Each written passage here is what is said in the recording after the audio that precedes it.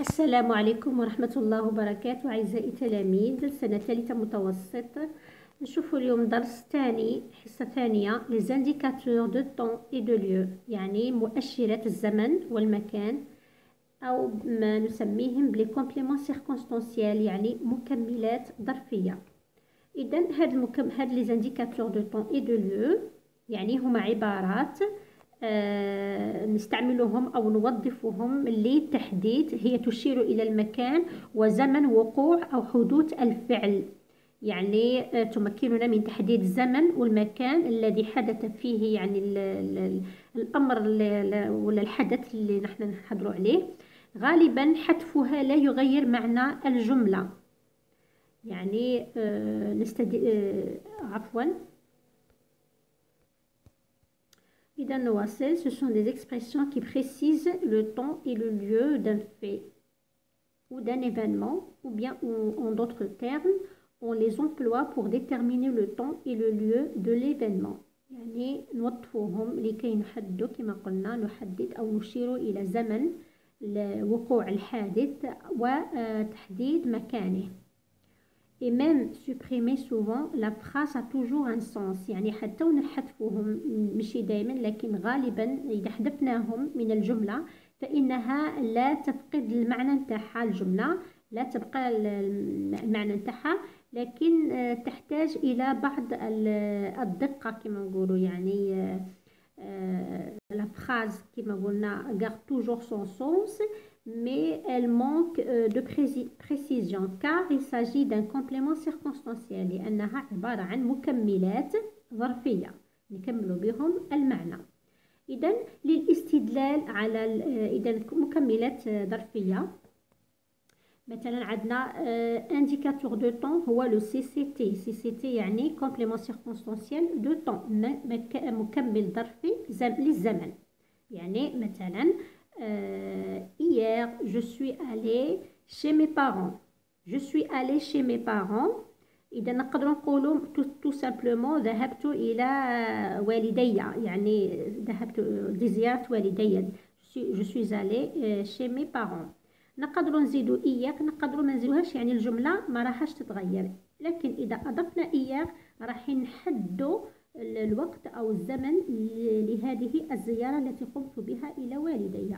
مثلا مكمل ظرفي للمكان indicateur de lieu le CCL complément circonstanciel de lieu.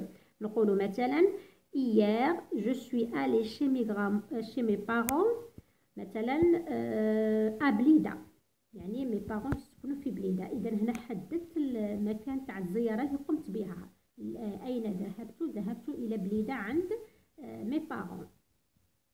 إذا ولو كان نقولوا مثلا hier j'ai visité mes parents، voilà hier j'ai visité mes parents. إذا نحذفوا الجملة خلوها j'ai visité mes parents، زرت والدي. إذا تبقى الجملة صحيحة، نفهم من الجملة عندها معنى، فيها فعل وفاعل ومفعول به. le sujet je visiter c'est le verbe visiter conjugué au passé composé j'ai visité زرت أو قمت بزيارة. j'ai visité qui؟ j'ai visité mes parents. زرت من؟ زرت والدي. إذا فعل فاعل ومفعول به. أما إذا أضفنا المكملات الظرفية يعني les compléments circonstanciels نقولوا hier j'ai visité mes parents à بليدة، يعني ضفت لهم هذا المكملين للزمن وللمكان. إذا هنا كملوا لي المعنى وحدوا لي، يعني الجملة تاعي أصبحت فيها دقة وتحديد المكان والزمن. Donc, كما قلنا le CCT le complément circonstanciel de temps permet de situer l'événement dans un moment précis، يعني يمكنني من تحديد زمن وقوع هذا الحادث، يحدد الزمن. والسؤال الذي نستدل به هو quand، يعني متى. مثلا نقولوا quand j'ai visité mes parents à بليدة، متى زرت والدي في بليدة. إذا نقول الجواب راح يكون hier يعني البارحة. إذا hier هنا هو اللي راح indicateur de temps. سؤال بالنسبة للمكمل الظرفي للمكان indicateur de lieu، نقول مثلا hier j'ai visité mes parents où، يعني وين زرتهم. إذا à بليدة، إذا أين؟ où للاستدلال على المكان. Exemple, l'été dernier, j'ai passé les vacances en Espagne. الصيف الماضي j'ai passé les vacances يعني فوت العطلة نتاعي en Espagne. إذن où j'ai passé les vacances l'été dernier أين فوت أين يعني قمت أين باش نقولوا يعني فوت العطلة نتاعي لهذا أو يعني متى أين ذهبت إلى العطلة. إذا لا ريبونس تكون en Espagne سي سي تي. إذن للاستدلال على السي سي تي on pose la question où. Quand j'ai passé des vacances en Espagne متى قمت بعطلة في إسبانيا. الجواب راح يكون l'été dernier. إذن l'été dernier quand للاستدلال على الزمن. نشوفوا صفحة نشاطات تمارين من الكتاب المدرسي رقم 20. Je m'exerce. Premièrement, relève dans les phrases suivantes les indicateurs de temps et de lieu. يعني استخرج من الجمل التالية مؤشرات الزمن والمكان. Un bateau de croisière s'est échoué près des côtes italiennes en janvier 2012. يعني باخرة تاع سفر تاع رحلات غرقت ولا اصطدمت بالقرب من السواحل الإيطالية في جونفي 2012. إذن أين وقع هذا الحادث؟ أين où c'est-à-dire إذن près des côtes italiennes. Donc c'est le CCL يعني indicateur de lieu. Quand est-ce en janvier 2012. إذن en janvier 2012 هو l'indicateur de temps. الجملة الثانية l'été passé de terribles incendies ont ravagé le relief montagneux de la région de Blida. L'été passé, c'est l'indicateur de temps. La région de Blida, c'est l'indicateur de lieu. أما les reliefs montagneux هنا راهي عبارة عن complément d'objet. Des chutes de neige ont perturbé la circulation automobile sur plusieurs axes routiers de la wilaya de Séti. Les chutes de neige سقوط الثلوج ont perturbé la circulation automobile ou sur plusieurs axes routiers de la wilaya de Sétif. إذا sur plusieurs axes routiers de la wilaya de Sétif, c'est l'indicateur de lieu يعني مكان وقوع الحادث.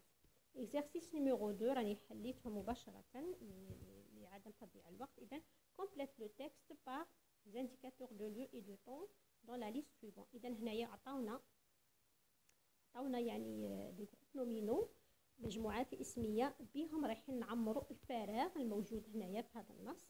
هم عبارة عن عبارات تدل على المكان والزمن. مثلا 9 personnes ont été blessées lundi soir. متى جرحوا هاد الناس في الاثنين مساء dans un carambolage provoqué par un semi-remorque في تدافع تسببت فيه شاحنة كبيرة. أين دوك هنا هضرنا على الزمن دوك كنهضروا هنايا على المكان. أين non loin de la localité de عين بوزيان غير بعيد على منطقة هذه عين بوزيان. Les personnes blessées dans cet accident survenu précisément إذا الأشخاص الذين يعني جرحوا في هذا الحادث الذي وقع بالضبط. إذا précisément بالضبط. إذا هنا راح يحدد لي المكان بالضبط ليس المنطقة فقط ولكن المكان تحديد المكان بالضبط. إذا sur la route nationale de Skikda ont été évacués. شكون هما يعني نقلوا هاد الأشخاص الذين جرحوا نقلوا أين بيان سور رايحين ينقلوهم إلى مستشفى. إذا vers l'hôpital d'Al-Habouch. Ce n'est que plus tard يعني plus tard يعني فيما بعد que les éléments de la protection civile sont arrivés sur les lieux de l'accident.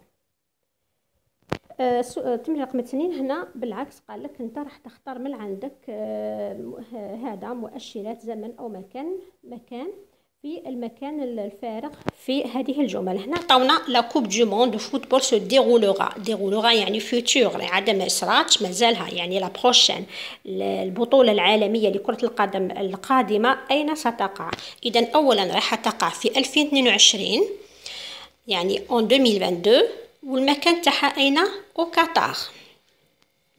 notre établissement organise une sortie. يعني المؤسسة تاعنا نظمت خرجة.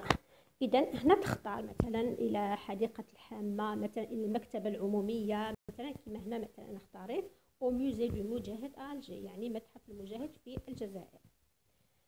او تقدر ايضا تزيد من عندك مثلا لا سيمين بروشين، زعما تزيد لها ان انديكاتور دو طون. عندك لا ميتيو بريفوا دي شوت دو نيج، يعني احوال الجو، احوال الطقس تترقب سقوط ثلوج. اذا هنا تختار يا دير صبيحه الغد، يا دير الاسبوع القادم، يا وتزيد تحط معها المكان، يعني كما انا درت في المرتفعات الشرقيه لي او بلاطو دو لاست، مثلا تقدر دير لي او بلاطو ولا لي ريجيون دو لويست، ولا تختار المكان اللي تحب. وتقدر ايضا تحط معها مثلا تزيد معها ان انديكاتور دو طون، مثلا لا سيمين بروشين، جودي بروشين ولا. بعد عندك هنا ان تراجيك اكسيدون ا يو ليو، يعني حادث مروع وقع ليو. اذا هنا معناتها تحط المكان ا يو ليو سور لوطوروت مثلا است واست، يعني في الطريق السريع شرق غرب مثلا. ثم أنا عندك قال لك جيكري اون فيت المولد النبوي الشريف، يعني احتفال بالمولد النبوي الشريف. ان انسيدون est arrivé à ton ami imprudent، يعني حدث، يعني مكروه، حادث يعني لصديقك imprudent، يعني المتهور. Rapporte cet événement en 2 ou à 3 phrases en précisant le lieu et le moment de l'incident، يعني احكي في جملتين أو ثلاثة هذا الحادث، هذا الحدث يعني اللي صرا، يعني وتحدد لو ليو يعني المكان تاعه، ولو مومون يعني الزمن تاعه ولا الوقت تاعه. اذا دوك نشوفوا مع التعبير. اذا تعبير بسيط: alors que mes amis et moi-même allumions des pétards dans le quartier à l'occasion du مولد النبوي الشريف l'année dernière. قال لك حدد المكان والزمن. اذا المكان حطيت لو كارتي يعني الحي، والزمن حطيت l'année dernière يعني السنه الماضيه. alors que mes amis et moi-même allumions يعني شعلنا les pétards يعني المفرقعات، شعلنا المفرقعات dans le quartier يعني وين شعلناهم في الحي à l'occasion de المولد النبوي الشريف، بمناسبة المولد النبوي الشريف l'année dernière السنة الماضية. l'un d'entre eux a tardé de lancer le pétard après que la flamme ait explosé dans sa main، يعني شعل البيتار وما رماش بسرعة، يعني تأخر شوية باش رماه، فرقعت في يده et explosé. وهادو دي انسيدون يصراو سوفون بكل اسف. et explosé dans sa main après que la bon et subissent immédiatement des brûlures aux doigts. وبالتالي احترقت أصابعه على الفور، احترقت أصابعه. heureusement ses parents l'ont tout de suite emmené à l'hôpital et a eu les soins nécessaires. يعني قال يعني مزية الأولياء الوالدين تاوعو نقلوه إلى المستشفى، وهنا كان يعني تلقى الإسعافات الأولية يعني والعلاج المناسب. إذا نعاود نقراو مرة أخيرة. alors que mes amis et moi-même allumions des pétards dans le quartier à l'occasion du مولد النبوي الشريف l'année dernière, l'un d'entre eux a tardé de lancer le pétard après que la flamme ait explosé dans sa main et subissent immédiatement des brûlures aux doigts. heureusement ses parents l'ont tout de suite emmené à l'hôpital et a eu les soins nécessaires.